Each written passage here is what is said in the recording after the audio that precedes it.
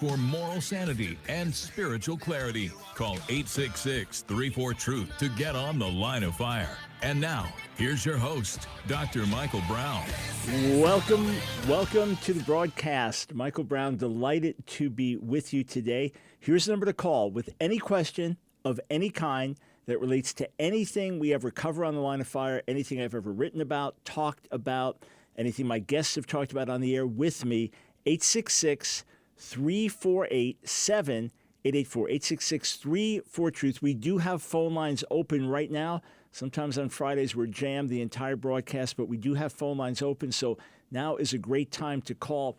If you watched the Hebrew-Israelite debate last night, I may be making some comments on it during the show here. If you have a question, by all means give a call, but 15 minutes after the show is over, on our Ask Dr. Brown YouTube channel, AskDrBrown, I'm going to be doing a live chat just related to last night's Hebrew-Israelite debate, give a few overall reflections, and then take any questions you have. So if you yourself were a Hebrew-Israelite, if you watched the debate, if you had a particular opinion about it, by all means, that's your time where you'll be able to type in your comments. You're welcome to call right now, of course, with anything to follow up or challenge me on or agree with me on. It's perfectly fine. But a little bit later, we'll just devote some more time to it because it got a lot of attention.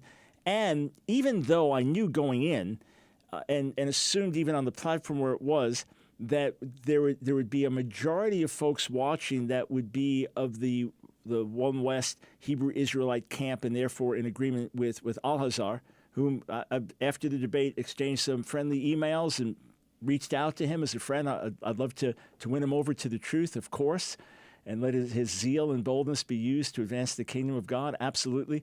But no personal animosity towards him or anything like that. I wish God's best for him. So this is not my time to bash him, but of course we'll both be taking one another's positions apart. But I knew going in there that the vast majority of the folks that would be watching live would be in his camp, which meant no matter what I said, I was going to get bombarded. That's fine. That's perfectly fine. I'm very glad to go into hostile territory if we can deliver truth along the way. And it's a great learning experience in doing it in a certain environment. So may the Lord be glorified. All right. With that, let us go over to the phones. We'll start with Jalon in Springfield, Missouri. Welcome to the Line of Fire. Hello, Dr. Brown. This Hey. is my second time calling. It's been a few months since I called and really helped last time. I want to tell you I really honor you, really appreciate your ministry, and you've actually helped open my eyes with the timing of the rapture as well.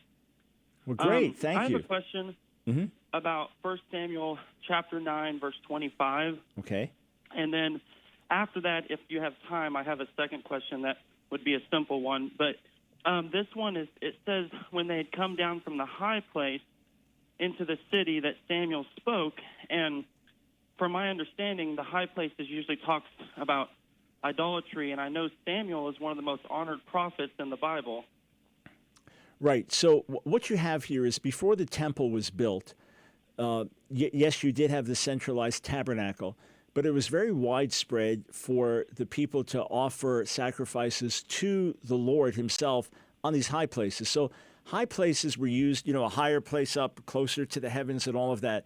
So through much of Israel's history, they were used for idolatry, but they were also used to sacrifice to the Lord, to sacrifice to Yahweh.